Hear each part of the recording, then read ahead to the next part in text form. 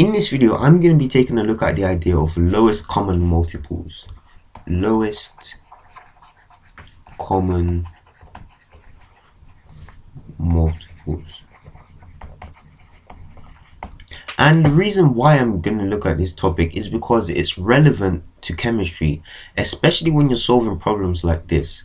What is the formula of iron free oxide? Now, this particular concept, this particular idea of converting the systematic name into an actual formula in these kind of cases can be solved using the concept of lowest common multiples as part of the solution. It can help you work it out quicker. So in this video, I'm not going to actually go into solving this problem, but I will be looking at the idea of lowest common multiples, just so that you've got a good background idea when you come to actually solving these problems here. Okay, so I have a question here, and well, actually, before I go and look at the question, you may have covered lowest common multiples before, maybe in the classroom, maybe a maths class or something. You may have thought, when will I ever use this in life? Well, lowest common multiples can be used to solve a large variety of problems, especially ones which involve amounts of substance. And obviously, amounts of substance is a familiar concept in chemistry.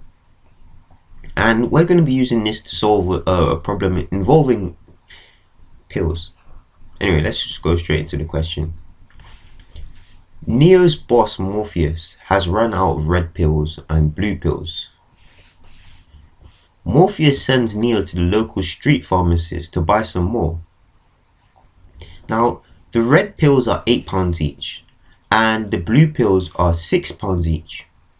Morpheus tells Neo to spend the same amount of money on both red pills and blue pills, but to spend as little money as he can, since Morpheus doesn't go bank vault cleaning for another week.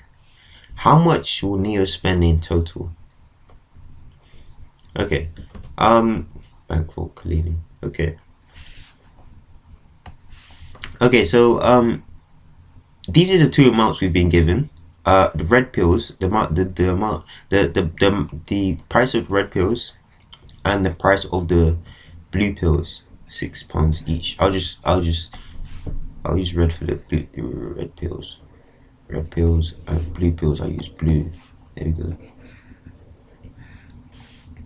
And the question says that Morpheus has told Neo to spend the same amount of money on both red pills and blue pills, but to spend as little money as he can, since he doesn't go bank vault cleaning for another week. And so what this is saying is that however amount of red pills and blue pills that Neo buys, he should buy in total, in terms of money, the same amount of he should spend the same amount on red pills as blue pills. And so we back in considering this question, we think, how can we spend as little as we can and still buy the same amount of red pills and blue pills? And in order to solve that kind of problem, lowest common multiples comes into consideration. And there's two main ways of solving lowest common multiple problems. The first way is by making basically a series of the numbers, so 8, maybe making a list. If you've got small numbers, then this is alright. If you've got big numbers, you might want to use a different method. So if we were to say 8 and make a list, so 8 as in a list of the multiples of 8, 16, 24, 32, 40, 48, and so on. And then if we were to take 6 now and do the same thing, so 6, 12, 18, 24, 4,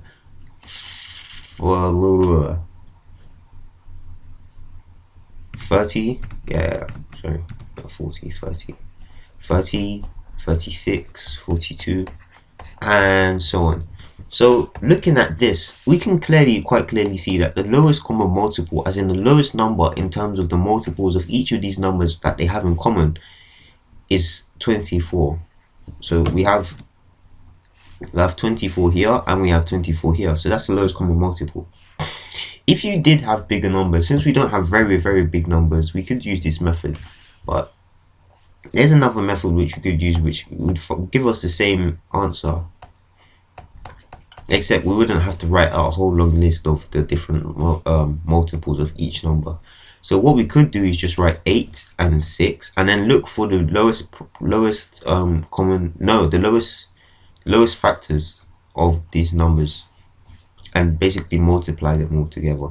So if we look at 8, we can find out that we've got 4 and 2, so we've got 2 here, and then this 4 we've got 2 and 2. Now since we've got two 2's here, we're not gonna consider one of them since they're basically the same number. We'll just look at these 2's. And for the 6, because this is just like 2 squared, we just have 2. For the 6 we have 3 and 2.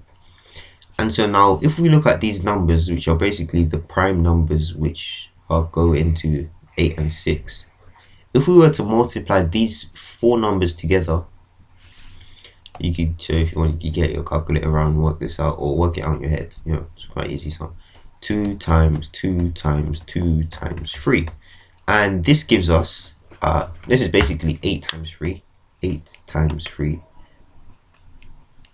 which gives us 24. So as you can see, the same number which I worked out here is the same number which came out of working out this from looking at the prime factors of these two numbers. So this technique could be used as well. And so therefore, the question asks, how much will Neo spend in total? Now, what is the significance of this 24? Now, well, the significance of the 24 is that the lowest amount that you could spend on both pills, and it would be an equal amount spent, would be £24. So £24. And so therefore Neo spends £24 on red pills and £24 on blue pills. And so therefore the amount Neo spends in total will be 24 multiplied by 48. 24 times 48. Oh, no. I'm confused. 24 multiplied by 2. And since you've got red pills and blue pills, so you're multiplying this 24 by 2. And that gives us 48. Yeah, 48. There we go. So therefore, Neo... I just wrote Neo. Therefore, Neo spends £48 in total. So yeah, we're going to be using this concept in the next video to solve some chemistry problems. So yeah, hope this video was helpful.